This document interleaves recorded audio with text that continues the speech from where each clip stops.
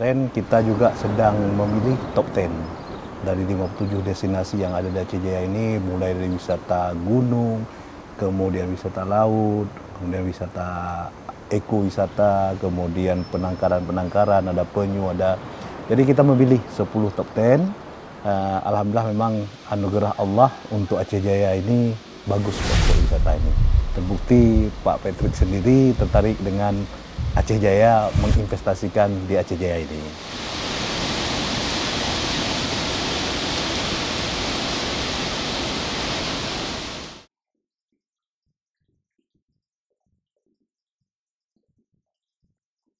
Pemandangan pantai yang indah seolah terlihat menarik perhatian. Beginilah kesenangan yang ada di Aceh Jaya. Tempat ini memang belum banyak dikali di masyarakat, namun ada pula di masyarakat dan penasaran Aceh Jaya yang berbicara dengan tempat yang berbeda. Dan Aceh Jaya cerita perjalanan saya dan bersama ini.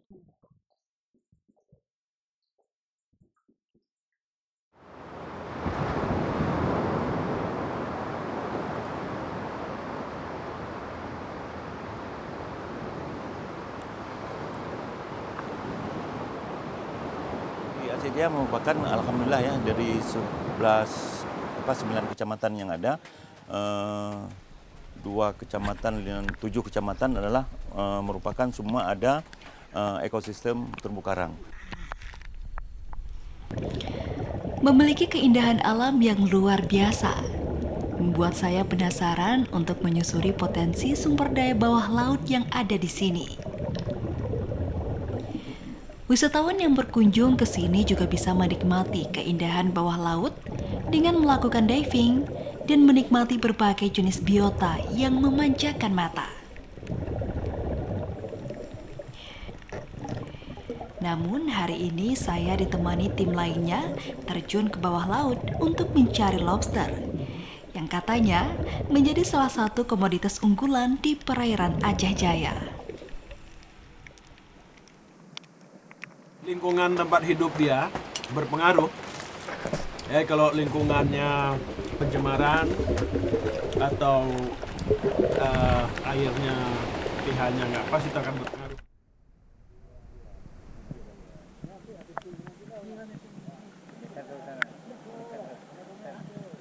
Nah, salah satu Allah berikan anugerahnya adalah udang karang ataupun lobster ini hidup di terumbu karang. Dia mulai dari Lamno sampai ke Calang. Luk Calang ini merupakan sumber daya semua lobster. Nah, ini di Aceh Jaya ini nggak ada 2 jenis ya, ada 6 jenis. Ada satu lagi yang bilang-bilang batik, itu memang betul-betul motifnya kayak batik gitu. Satu lagi ada kipas ya, kipas ataupun udang sisir gitu. Tapi kalau kami kecil-kecil lebih senang makan tuh yang sisir karena lebih gurih. Nah, ke depan kita selalu arahkan ke nelayan penangkap lobster adalah harus mereka selalu yang berwawasan lingkungan, menjaga lingkungan. Jadi menangkap itu harus bertanggung jawab, tidak menggunakan bom, tidak menggunakan potas ataupun dengan membiusnya.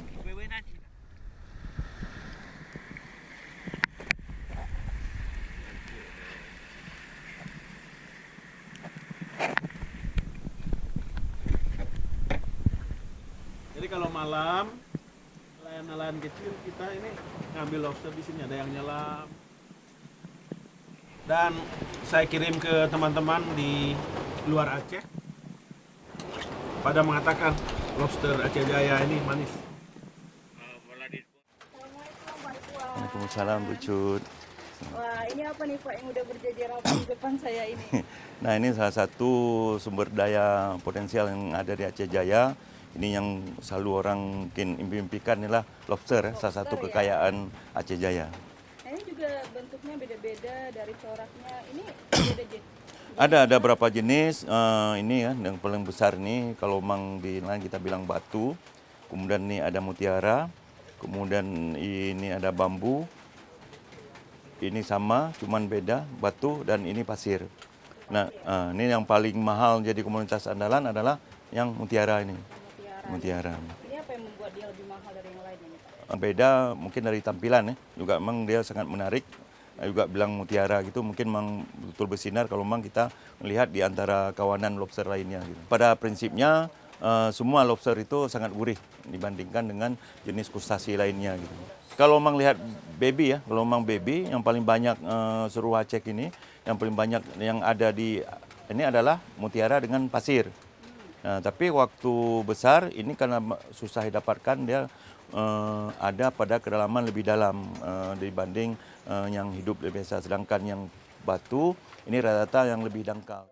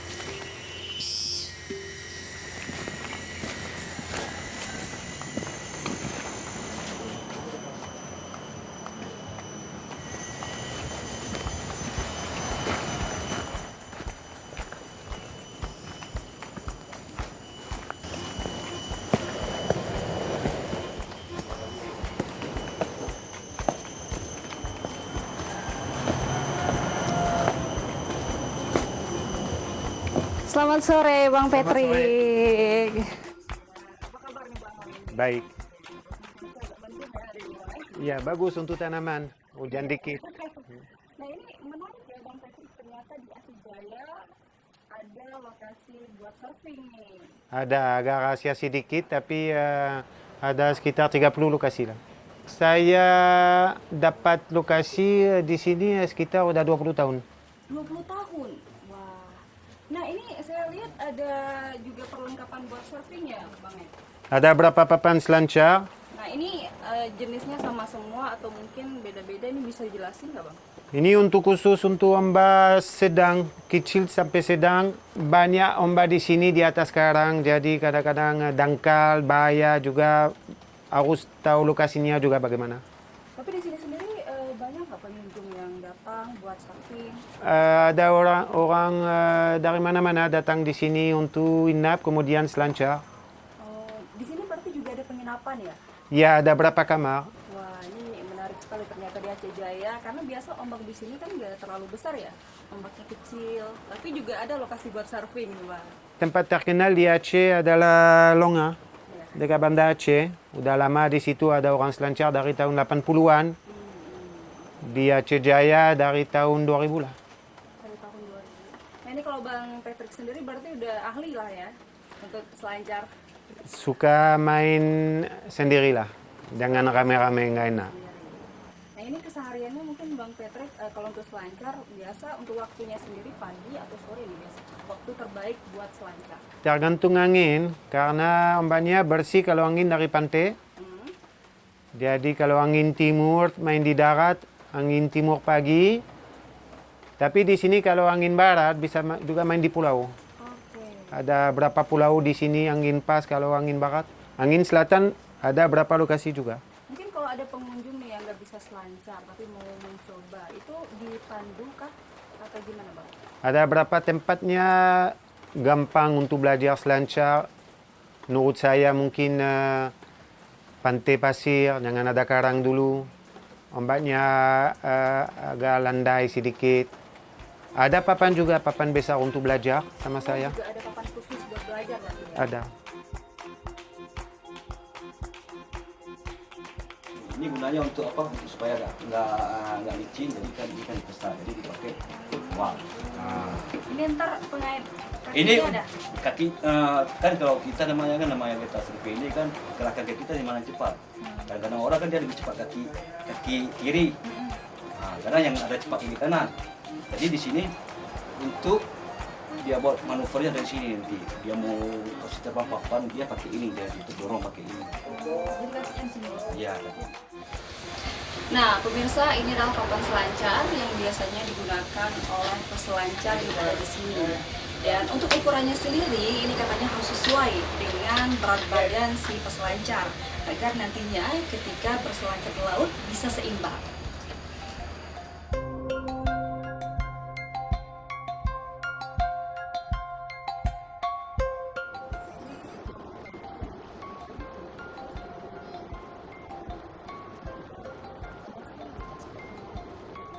Dan untuk wisatawan sendiri ini pengunjung kan Aceh Jaya lumayan baru-baru ya Pak di ini wisata di bidang wisatanya terkenal.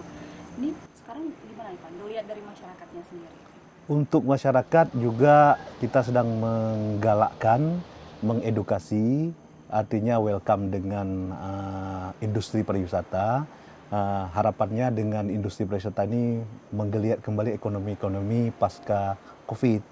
Jadi COVID kemarin sempat collab kita dan sekarang alhamdulillah sudah sedikit bagus. Kita terus mengedukasi masyarakat agar menerima pariwisata ini. Yang dulunya konotasi pariwisata ini adalah dengan arah negatif, sekarang kita edukasi. Kita ajak kelompok-kelompok sadar wisata, kelompok pemuda-pemuda di desa bergabung dengan Pok Darwis, kelompok sadar wisata, sehingga mereka aware, perhatian terhadap pariwisata. Dengan anugerah Allah di tempat kita ini bisa datangkan ekonomi bagi masyarakat di Aceh Jaya. Jadi juga membentuk kelompok-kelompok ini untuk memicu masyarakatnya sendiri ya. Benar. Sama wisata yang ada. Iya, betul. Dengan demikian kan, dengan kita libatkan masyarakat sendiri jangan jauh-jauh kesadaran membuang sampah. Kalau sekarang kan plastik itu sangat di-warning, di-ban di mana-mana. Sekarang kita edukasi masyarakatnya agar plastiknya dibuang ke tempat yang benar, sehingga ada pengolahannya yang nantinya wisatawan yang datang ke tempat kita ini akan lebih nyaman, aman, tidak ada gangguan, tidak ada juga dari segi sampah-sampahnya yang mereka agak sedikit negatif terhadap sampah. Jadi memang dimulai dari hal kecil, Benar. biar lokasi wisatanya juga semakin menarik ya Pak. Betul. Oke Cut, tadi saya jelaskan tentang Pok Darwis secara masyarakat. Mungkin Patrick bisa memberikan testimoni dengan masyarakat di Aceh Jaya. Jadi ya memang kalau kita lihat di sini ada syariah Islam. Jadi orang luar bisa pikir di sini apa masyarakat mau terima boleh apa nggak mau. Tapi kalau saya lihat sendiri mereka teman semua, kawan semua suka juga sama orang luar. Nggak pernah ada masalah apapun. Kemudian mereka belum mengerti, takut juga karena nggak sering jumpa orang luar.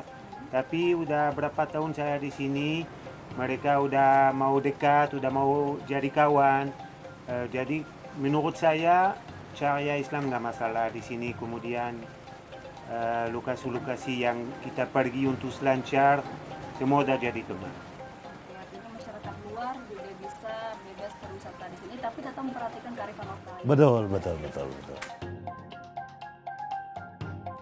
Oke lah Bang Patrick, terima kasih. Ini saya mau keliling-keliling dulu lihat.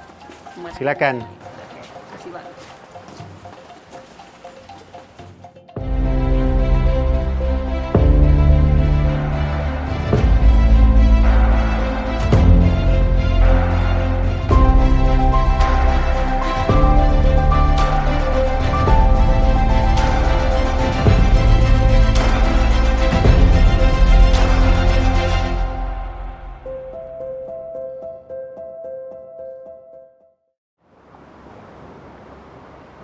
Kalau pas air surut di daerah Panga sana, kita bisa melihat jejak kapal tersebut dan sudah dibangunkan monumen kapal Nisero.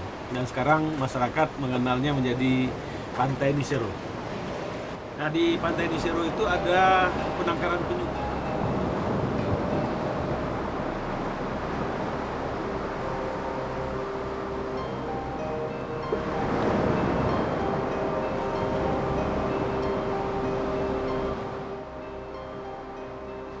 Di Aceh Jaya ini telah ditetapkan itu ada 4 ya kawasan konservasi. Itu ada di bawah Brute, di kawasan intinya di Pulau Keluang, kemudian ada Luk Maneh di Indrajaya, kemudian ada Luk Riga, ini yang nanti juga ada hiu. Kemudian satu lagi adalah di Arun Membanja yang penyu. Itu udah masuk kawasan konservasi pesisir Aceh gitu, yang ditetapkan oleh Kementerian Kelautan sejak tahun 2020. Jadi ini salah satu untuk menjaga sumber daya ini tetap bukan punah tapi tetap lestari. Jadi ada yang bisa kita titipkan untuk anak cucu kita.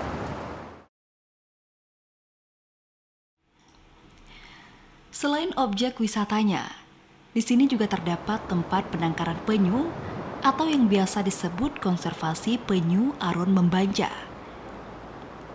Di tempat ini terdapat beberapa kelompok yang melakukan kegiatan perlindungan dan penyelamatan penyu, baik dari pemburu maupun predator alami yang mengancam keberlangsungan hidupnya. Dan sekarang saya akan menjumpai langsung aktivis konservasi yang ada di sini. Saya perkenalkan diri dulu juga ya. Saya sering dipanggil dengan nama Didi Penyu. Biarpun nama asli saya sebenarnya Muniadi. Nah, kita terus melakukan kegiatan penyelamatan penyu sini bersama rekan-rekan lainnya dan kawan-kawan relawan semua. Kami mulai melakukan kegiatan penyelamatan penyu di tahun 2012. Itu awalnya ya. Pada musim penyaluran 2011 ke 2012. Nah, pas bulan 1 atau Januari itu baru kita mulai. Kita hitung dari 2012. Kalau untuk jumlah persisnya memang ada data mungkin yang bisa berikan, karena suasana di sini nggak memungkinkan. Artinya sudah, kalau untuk ukuran 10.000 lebih itu sudah ada. Lokasi ini yang kita duduki saat ini itu merupakan zona inti dalam zonasi kawasan yang sudah dikeluarkan melalui Kepmen 76 tahun 2020. Artinya ini merupakan zona inti 100 kali 2000 meter dan 8 mil laut itu merupakan zona inti. Dan masuk kriteria Taman Pesisir di Aceh Jaya. Jadi ini merupakan zona yang betul-betul harus dilindungi. Makanya tujuan wisata kemari adalah tujuan wisata edukasi. Karena zona inti itu hanya dimanfaatkan untuk edukasi dan penyelamatan satwa yang hidup.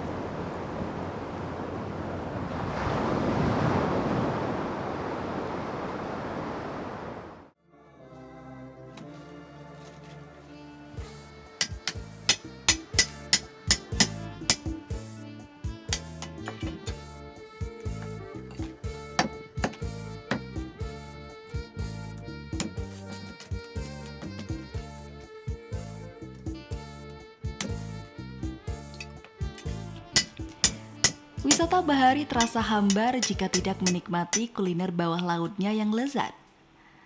Setelah ini, saya akan menikmati salah satu kuliner andalan di sini, yaitu mie lobster.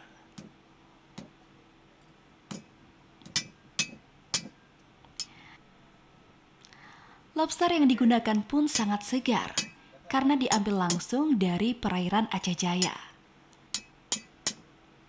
Sebelum diolah, lobster ini dipotong terlebih dahulu, dibelah dua, kemudian dicuci bersih.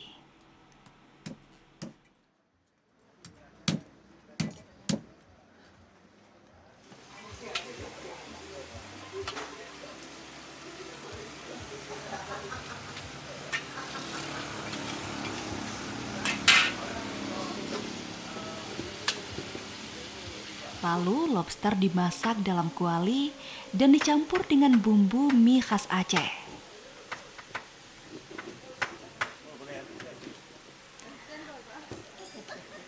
Aroma bumbu mie khas Aceh ini tercium begitu lezat dan menggugah selera. Apalagi jika dinikmati dengan angin-angin sepoi dipadu pemandangan yang indah, seakan melengkapi suasana untuk menikmati kuliner ini. Sembari menunggu, saya berbincang-bincang terlebih dahulu dengan salah seorang tokoh masyarakat di sini yang juga ingin menyicipi kuliner khas mie lobster Aceh Jaya. Alhamdulillah. Akhirnya sampai juga pesanan kita. Padahal tadi sudah bilang pesan nggak pakai lama. Alhamdulillah bisa cepat ya. Nah, ini Dan yang paling besar nih ya tadi lobster batu. Wow. Ini untuk Bapak. Wow. Saya ini aja Bu ya. Iya. Oh, besar sekali. Yuk sambil dinikmati Bu. Gimana Pak nih sama chipnya? Soalnya ini baru pertama kali makan Gini lobster. aja, gini aja Bu. Ha. Oh, langsung di Ini ambil di tengah ya. Ambil di tengah langsung. Karena dia sudah matangnya, tapi kalau terlalu matang dia hilang manisnya. Dia memang kayak gitu rasa udang. Nih, Kalau terlalu lama rasa udangnya hilang. nah ini. Nah, Bismillahirrahmanirrahim. ini wujud. Nah, beda dengan daerah lain ya. Ini dagingnya memang full ya, Full. daging lobsternya. Ya. Nih, lobsternya luar biasa. Luar biasa besar, nikmat, isinya padat. Besar dan fresh. Ya. Dan enak sekali.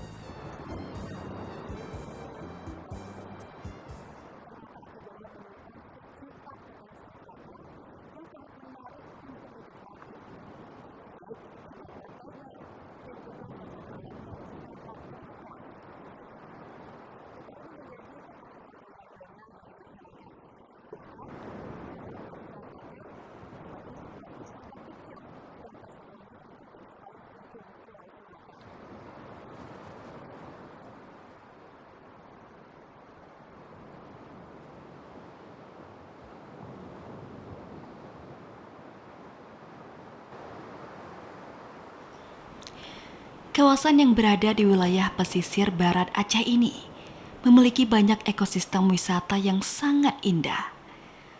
Mulai dari daratan hingga wisata bawah lautnya yang menakjubkan. Hal ini pun menjadikan tempat ini bak kepingan surga yang menyimpan berbagai keindahan dan potensi alam.